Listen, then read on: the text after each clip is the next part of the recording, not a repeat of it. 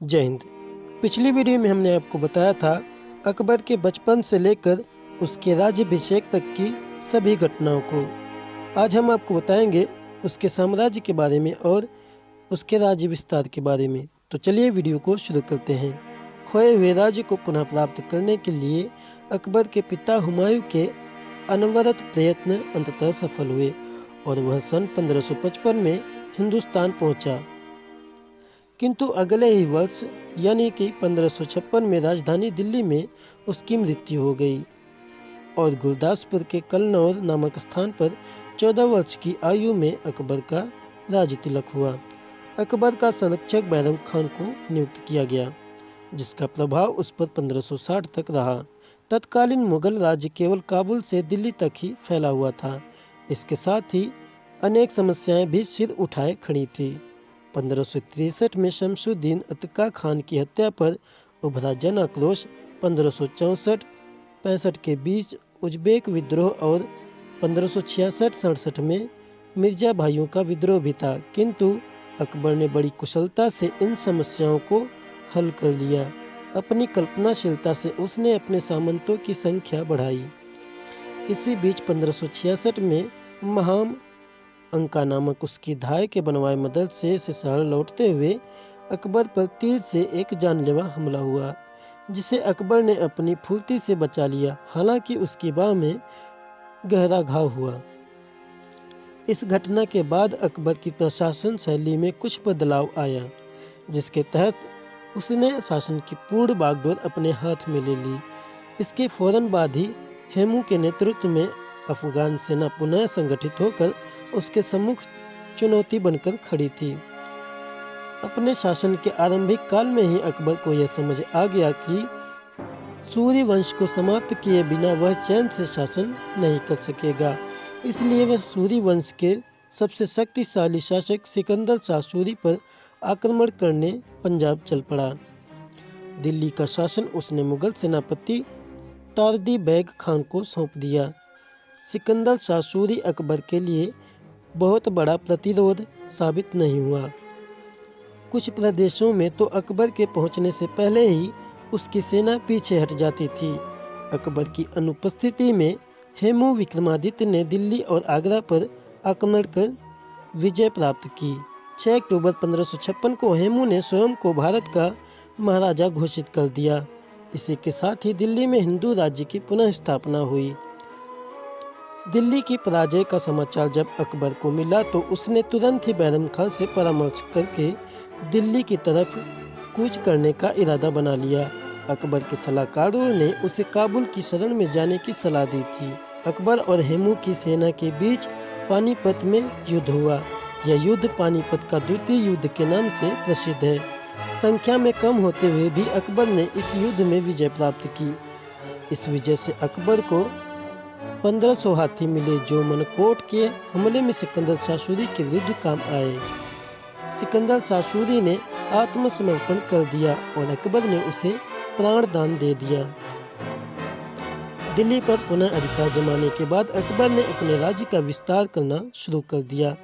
अकबर यह नहीं चाहता था कि मुगल साम्राज्य का केंद्र दिल्ली जैसे दूरस्थ शहरों में हो। इसलिए उसने यह निर्णय लिया कि मुगल राजधानी को फतेहपुर सीकरी से लाया जाए, जो साम्राज्य के मध्य में थी। कुछ समय के बाद ही अकबर को राजधानी फतेहपुर सीकरी से हटानी पड़ी। कहा जाता है कि पानी की कमी इसका मुख्य कारण था। फतेहपुर सीकरी के बाद अकबर ने एक चलित दरबार बनाया था, जो कि साम्राज्य भर में घूमता रहता था। इस प्रकार साम्राज्य के सभी कोनों पर उचित ध्यान देना संभव था। सन 1560 में अकबर ने स्वयं सत्ता संभाली और अपने संरक्षक बैरम खान को निकालकर बाहर किया। अब अकबर के अपने हाथों में सत्ता थी, लेकिन अनेक कठिनाइयां भी थी। जैसे शमसुद्दीन अतका खान की हत्या पर उभरा जन आक्रोश 1563 में, उज्बेक विद्रोह 1564-65 में और मिर्जा भाइयों का विद्रोह 1566 और 67 में। किंतु अकबर ने बड़ी कुशलता से इन समस्याओं को हल कर लिया था। अपनी कल्पनाशीलता से उसने सामंतों की संख्या बढ़ाई। सन 1562 में आमेर के शासक से उसने समझौता किया। इस प्रकार राजपूत राजा भी उसकी ओर हो गए। इसी प्रकार उसने ईरान से आने वालों को भी बड़ी सहायता दी। भारतीय मुसलमानों को भी उसने अपनी कुशल व्यवहार से अपनी ओर आकर्षित कर लिया। धार्मिक सहिष्णुता का उसने अनोखा परिचय दिया। हिंदू तीर्थ स्थानों पर जजिया कर हटा दिया। पानीपत का द्वितीय युद्ध होने के बाद हेमू को मारकर दिल्ली पर अपना अधिकार पुनः कर लिया। इसके बाद उसने अपने राज्य का विस्तार करना शुरू किया। शासन के दौरान अकबर का तुर्कों और पुर्तगालियों से अच्छा संबंध रहा। वैसे तो अकबर एक मुसलमान था, पर दूसरे धर्म और संप्रदायों के लिए भी उसके मन में आदर था। जैसे जैसे अकबर की आयु बढ़ती गई, वैसे वैसे उसकी धर्म के प्रति भी रुचि बढ़ने लगी। हिंदू धर्म पर उस पर सबसे ज़्यादा प्रभाव था। इसी कारण उसने जजिया कर हटा दिया था। आगे चलकर अकबर ने दीन-ए इलाही नाम से 1572 में एक नया धर्म बनाया, जिसमें सभी धर्मों के मूल तत्वों को डाला। इसमें प्रमुखतः हिंदू एवं इस्लाम धर्म थे।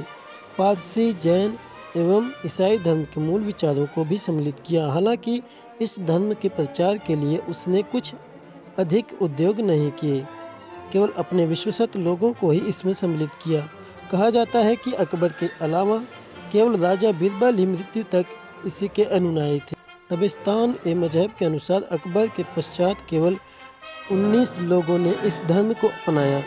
कालांतर में अकबर ने एक नए पंचांग की रचना की, जिसमें कि उसने एक ईश्वरीय संवत को आरंभ किया। यह धर्म अकबर के मरते ही विलुप्त हो गया।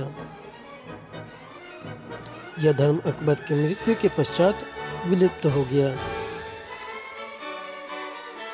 अब बात करते हैं अकबर के नवरत्नों के बारे में। निरक्षर होते हुए भी अकबर को कलाकारों एवं बुद्धिजीवियों से विशेष प्रेम था। उसके इसी प्रेम के कारण अकबर के दरबार में 9 अति गुणवान दरबारी थी, जिन्हें अकबर के नवरत्न के नाम से भी जाना जाता है। पहले हैं अबुल फजल। अबुल फजल ने अकबर के काल में कलमबद्ध किया था। उसने अकबरनामा की भी रचना की थी। इसने ही आईने अकबरी भी रचा था। फैजी अबुल फजल का भाई था। वह फारसी में कविता करता था। राजा अकबर ने उसे अपने बेटे के गणित शिक्षक के पद पर नियुक्त किया था। मियाँ तानसेन अकबर के दरबार में गायक थे और कविता भी लिखा करते थे। राजा बीरबल दरबार के विदूषक और अकबर के सलाहकार थे। ये परम बुद्धिमान कहे जाते थे। इनके अकबर के संग किस्से आज भी कहे जाते हैं। राजा टोडरमन अकबर के वित्त मंत्री थे। इन्होंने विश्व की प्रथम भूमि लेखा जोखा एवं मापन प्रणाली तैयार की थी। राजा मानसिंह आम्बेर जयपुर के कछवाहा राजपूत राजा थे। वह अकबर की सेना के प्रधान सेनापति थे। अब्दुल रहीम खाने खाना एक कवि थे और अकबर के संरक्षक बैरम खान के बेटे थे। फ़कीर अंजियोदीन अकबर के सलाहकार थे। मुल्ला दो प्याजा अकबर के सलाहकार थे। ये सभी अकबर के नवरत्न हैं, जो कि अकबर के राज्य में प्रसिद्ध थे। दोस्तों वीडियो अच्छी लगी तो वीडियो